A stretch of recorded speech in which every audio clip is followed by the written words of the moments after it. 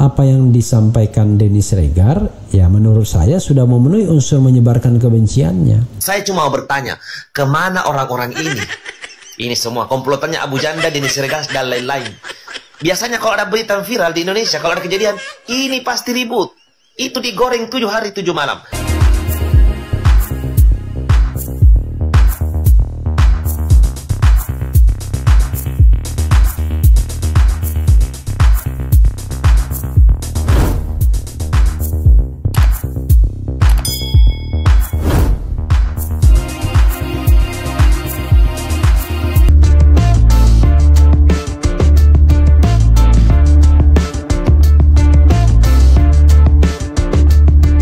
Menyusul terkuaknya kasus Ferdy Sambo yang menggegerkan itu, beserta rangkaian cerita yang mengikutinya yang bagai kisah telenovela sabun colet, maka Polri dibanjiri kritik publik yang membahana dari berbagai penjuru tanah air tercinta ini.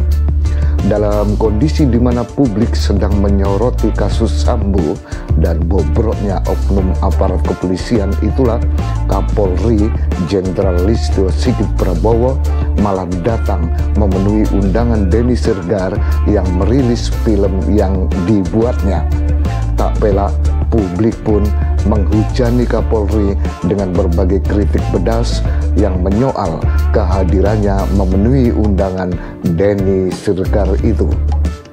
Sebagaimana diketahui, Denny Siregar, pegiat media sosial yang selama ini dikenal sebagai buzzer RP atau buzzer bayaran, sejatinya telah terjerat kasus hukum karena ulah Denny yang dianggap menghina santri Tasikmalaya. Publik pun heran mengapa Kapolri begitu saja memenuhi undangan orang yang sedang terjerat kasus hukum yang perkaranya sedang ditangani polisi dan tidak kelar-kelar itu.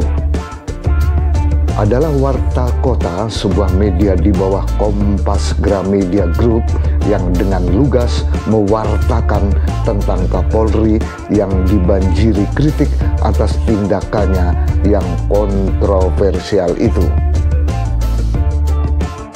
Menurut Warta Kota, kritik pun membanjir untuk Kapolri yang tampil bersama Denny Siregar.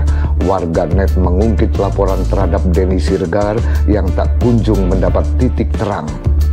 Denny Siregar memang telah dilaporkan oleh sejumlah ulama dan santri Tasikmalaya, Jawa Barat ke Polresta Tasikmalaya pada tanggal 8 Juli 2020. Bayangkan, sudah 2 tahun lebih Denny Siregar dilaporkan, namun penanganan kasusnya oleh polisi sampai sekarang tidak jelas. Maka tidak mengherankan jika kemudian warganet pun menurut Warta Kota menyebut bahwa Denny Siregar sebagai sosok sakti. Bukannya memenuhi panggilan penyidik, ia justru bisa menghadirkan Kapolri Jenderal Listio Sigit melalui filmnya. Tentu saja, untuk menutupi kelemahannya dalam menangani buzzer penyebar kebencian, polisi selalu punya alibi. Bahkan Polda Jawa Barat pernah menyebut pihaknya kesulitan menemukan alamat Denny Siregar hingga kasusnya dilimpahkan ke Polda Metro Jaya.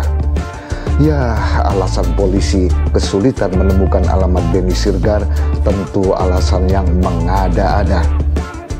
Kita tahulah aparat kepolisian kita banyak yang jago menemukan orang yang bersembunyi. Apakah bersembunyi di perumahan penduduk, bahkan jika bersembunyi dalam hutan sekalipun.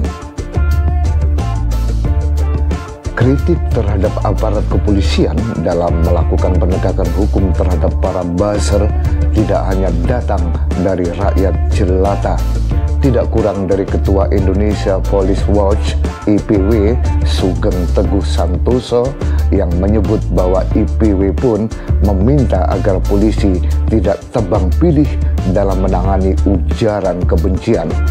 Sugeng sebagaimana dikutip Warta Kota mengatakan, jangan terkesan polisi hanya tegas kepada pihak yang dianggap oposisi, namun penanganan bagi orang yang disebut pendukung pemerintah malah kebal hukum.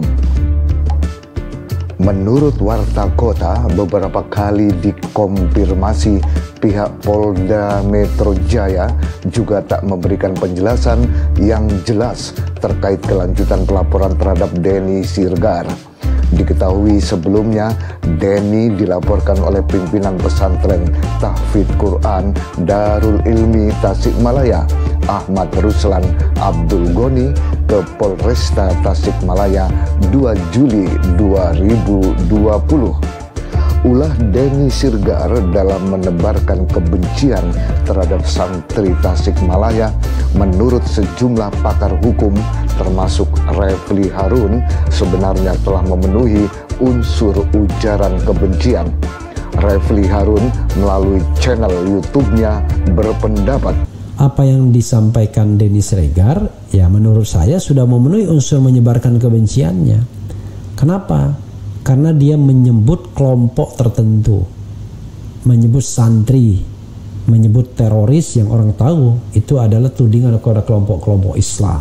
Ya, jadi suku, agama, ras, antar golongan, paling tidak agama itu sangat kental di situ, karena dia menunjuk pertama by intention kata teroris dan mengatakan bahwa anak-anak itu adalah calon teroris. Padahal anak-anak itu anak-anak yang tak berdosa dan tidak boleh juga kita mengkondem anak-anak. Sebenarnya bukan hanya Denny Sirgar yang dilaporkan ke polisi oleh warga masyarakat. Buzzer-buzzer lain pun seperti Abu Janda, Ade Armando, Eko Kuntadi dan yang lainnya juga telah dilaporkan orang ke polisi. Namun entah mengapa polisi terkesan melempem dan mencela-mencela dalam melakukan penegakan hukum terhadap para buzzer itu. Ya, bagi singa ompong yang kehabisan tenaga, apa boleh buat? Yang menarik terkait para buzzer adalah sejak kasus Ferdy Sambo mencuat, maka para buzzer yang dijuluki buzzer RP justru diam 1000 bahasa. Entah ada hubungan apa antara para buzzer dengan polisi keparat macam Ferdy Sambo dan konco-konconya yang mencemari nama baik Polri itu. Kasihan para polisi yang baik menjadi terkena getah dari ulah Ferdy Sambo yang dengan seenak udelnya menumpahkan darah ajudannya hingga meregang nyawa.